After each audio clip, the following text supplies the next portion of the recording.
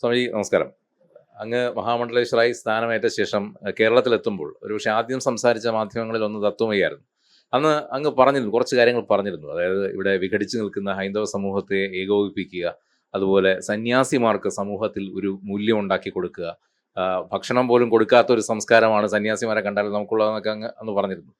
ഇപ്പോൾ ഒരു മാസം കുറച്ച് സമയമായിട്ടുള്ളൂ, ഒരു വലിയ ഇവാലുവേഷന് സമയമായിട്ടില്ല. എന്നാൽ കൂടിയും ഇതൊന്ന് തിരിഞ്ഞു നോക്കുമ്പോൾ ഇതിൽ എത്രത്തോളം മാറ്റം കൊണ്ടുവരാൻ സാധിച്ചിട്ടുണ്ട്? നമ്മുടെ നമ്മളെ മാറ്റം കൊണ്ടുവരിക എന്നുള്ളതല്ല. സമാജത്തിൽ ഇപ്പോൾ നമ്മൾ സംസാരിക്കുമ്പോൾ തന്നെ ഞാൻ പറഞ്ഞിരുന്നു, ചിന്മയാനന്ദ സ്വാമിജികൾ, സത്യാനന്ദ സ്വാമിജികൾ, ഇപ്പോൾ ചിദാനന്ദ സ്വാമിജികൾ, അനന്ത സ്വാമി, സത്സ്വരൂപാൻ സ്വാമിജികൾ, ഇവരുടെയൊക്കെ നേതൃത്വത്തിൽ വർഷങ്ങളായി കേരളത്തിൽ സന്യാസിമാരുടെ ശ്രമം കൊണ്ട് നടന്നു വരുന്ന ഒരു വലിയ ഉഴുതുമറക്കിലുണ്ട് കേരളത്തിൻ്റെ മണ്ണിന്.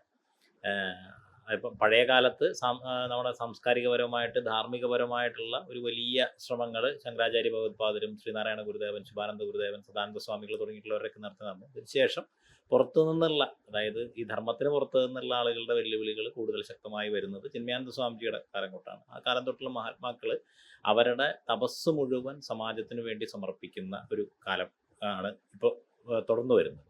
അപ്പം അതിൻ്റെ ഒരു റിസൾട്ട് സമാജത്തിൽ പ്രത്യക്ഷമായി കാണാൻ കഴിഞ്ഞു എന്നുള്ളതാണ് ഈ ഒരു 2 മാസം. കാരണം ഇപ്പോൾ ഒരു കണ്ടിന്യൂസ് ആയിട്ട് ഇങ്ങനെ കേരളത്തിൻ്റെ തെക്കേറ്റം മുതൽ വടക്കേറ്റം വരെ എല്ലാ സ്ഥലത്തും പ്രോഗ്രാമുകളിൽ പങ്കെടുക്കുക, അല്ലെങ്കിൽ ഒരാൾ പങ്കെടുക്കുക എന്ന് പറയുന്നത് കേരളത്തിൽ അങ്ങനെ ഇതിന് മുമ്പ് സംഭവിച്ചിട്ടില്ല. അങ്ങനെ ഒരു സാഹചര്യം നമ്മൾ ഈ കുംഭമേളയിൽ തുറന്നു വന്ന മഹാമണ്ഡലേശ്വര പട്ടാഭിഷേകമൊക്കെ ആയിട്ട് ബന്ധപ്പെട്ടുണ്ടായി. അങ്ങനെ ഒരു കഴിഞ്ഞ 2 മാസവും അക്ഷീണമായിട്ട് തന്നെ ഓരോ ദിവസവും 2-3 സ്ഥലങ്ങളിൽ എന്നുള്ള രീതിയിലുള്ള പരിപാടികൾ ആശ്രമങ്ങളുമായി ബന്ധപ്പെട്ട്, ക്ഷേത്രങ്ങളുമായി ബന്ധപ്പെട്ട്, ധാർമ്മികമായിട്ടുള്ള ആളുകളുടെ കൂട്ടായ്മയിലൊക്കെ ഉണ്ടായിരുന്നു. അപ്പോൾ അതിലെല്ലാം നമുക്ക് തിരിച്ചറിയുന്ന കാര്യം, ആ മഹാത്മാക്കളെല്ലാം ആ ഉഴുതുമറിച്ച് വിത്തിട്ട മണ്ണ് വളരെ ഫലഭൂയിഷ്ടമായിട്ട് അത് വിളവെടുപ്പിന് തയ്യാറായിട്ടിരിക്കുകയാണ് എന്നുള്ളതാണ്. സമാജത്തിൽ ധാർമ്മികമായ ഒരു വലിയ ഉണർവുണ്ട്. ഒരുമിച്ച് നിൽക്കേണ്ടതിൻ്റെ ഒരു ആവശ്യകത തിരിച്ചറിഞ്ഞ വലിയൊരു വിഭാഗം ആളുകളുണ്ട്. മറ്റെല്ലാ അഭിപ്രായ വ്യത്യാസങ്ങളും ഒക്കെ മാറ്റി വെച്ചുകൊണ്ട് സമാജത്തിൻ്റെ പൊതുവായിട്ടുള്ള മുന്നോട്ട് പോക്കിന് വേണ്ടിയിട്ട് ഒരുമിച്ച് നിൽക്കാൻ സാമാജികമായിട്ടുള്ളൊരു തയ്യാറെടുപ്പുണ്ട്. അതിന് നേതൃത്വം നൽകാൻ സന്യാസിമാരുടെ നേതൃത്വത്തിലും വലിയ ശ്രമങ്ങൾ നടക്കുന്നുണ്ട്. ഇപ്പോൾ കേരളത്തിലെ ഈ ഒരു യാത്ര ഒരു ആദ്യത്തെ ഒരു ഫേസെങ്കിലും പൂർത്തിയാക്കിയല്ലോ. അപ്പോൾ മനസ്സിലാകുന്ന ഒരു പ്രധാനപ്പെട്ട ഇവിടുത്തെ പ്രശ്നങ്ങൾ എന്തൊക്കെയാണ് ഇപ്പോൾ കേരളം അഭിമുഖീകരിക്കുന്ന ഒരു പ്രശ്നങ്ങൾ? കേരളം അഭിമുഖീകരിക്കുന്ന പ്രശ്നം എന്ന് പറയുന്നത് പ്രശ്നത്തെ തിരിച്ചറിയുന്നില്ല എന്നുള്ളതാണ് പ്രശ്നമായിട്ട് തോന്നുന്നത്.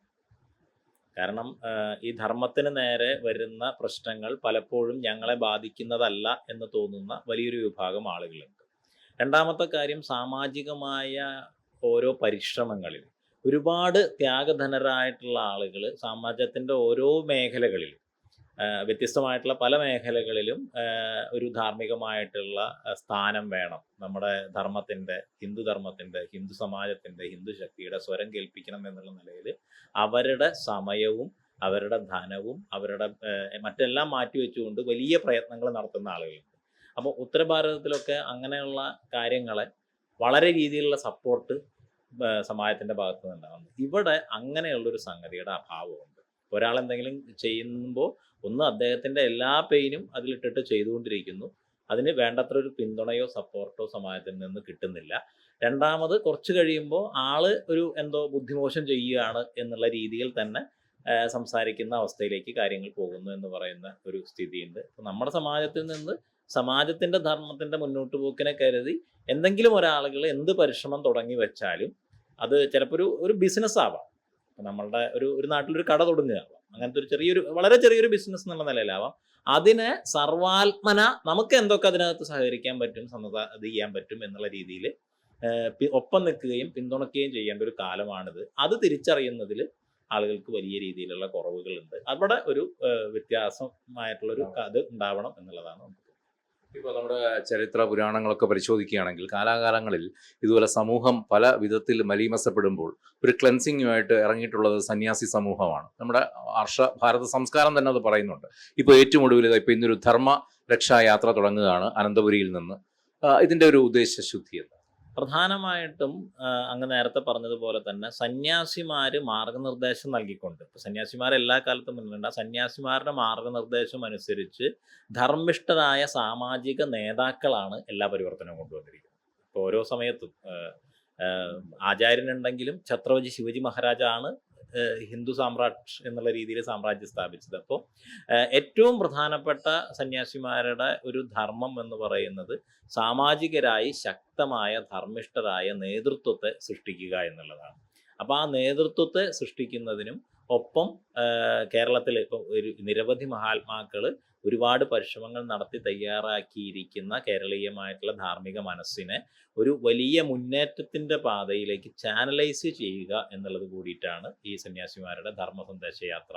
അത് കേരളത്തിൻ്റെ തനിമ, ധർമ്മത്തിൽ കേരളത്തിൻ്റെ തനിമയെ പുനഃസ്ഥാപിക്കുക എന്നുള്ള ലക്ഷ്യവുമായിട്ടാണ് ആ ഒരു കാസർഗോഡ് മുതൽ തിരുവനന്തപുരം വരെ എല്ലാ ജില്ലകളിലും തുടർച്ചയായി കേരളത്തിലെ മുഴുവൻ എല്ലാ ആശ്രമങ്ങളിലും എല്ലാ പരമ്പരകളിൽ നിന്നുള്ള ആചാര്യന്മാർ ഒരുമിച്ച് ചേർന്നും നയിച്ചും കൊണ്ട് ആ യാത്ര നടക്കുന്നത്. ഒക്ടോബർ മാസത്തിലാണ് ആ യാത്ര നടക്കുന്നത്. ഇന്ന് അതിൻ്റെ സ്വാഗത സംഘ യോഗം, സംസ്ഥാന തലത്തിലുള്ള സ്വാഗത സംഘ യോഗം തിരുവനന്തപുരത്ത് വൈകിട്ട് കവടിയാർ വെച്ച് നടക്കുക.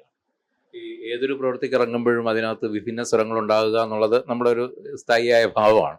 ഇപ്പോൾ അടുത്ത കാലത്തായിട്ട് ഈ കാഷായ വസ്ത്രം അല്ലെങ്കിൽ കാവിയോടുള്ള ഒരു എതിർപ്പ് അത് ഭരണതലത്തിൽ നിന്ന് തന്നെ വ്യാപകമായിക്കൊണ്ടിരിക്കുന്നു. ഇതിനോട് എങ്ങനെ പ്രതികരിക്കുന്നു? അല്ല, എതിർപ്പാണ് നമ്മുടെ ഏറ്റവും വലിയ ഊർജം. അപ്പോൾ ധർമ്മത്തിനെതിരായിട്ട് നിൽക്കുന്ന ആളുകൾ അവരുടെ മുഴുവൻ ശക്തിയും എടുത്ത് എതിർത്തുകൊണ്ട് മുമ്പോട്ട് വരട്ടെ എന്നാണ് നമുക്ക് പറയാനുള്ളത്. കാരണം അതാണ് നമുക്കുള്ള ഏറ്റവും വലിയ ഊർജം. ഏതായാലും അടുത്ത ഒരു വേളയിൽ കാണുമ്പോൾ ഇനിയൊരു ഇവാലുവേഷനും കഴിഞ്ഞിട്ടുള്ള കൂടുതൽ ഫീഡ്ബാക്ക് കിട്ടുമെന്ന് വിചാരിക്കുന്നു. നന്ദി, നമസ്കാരം.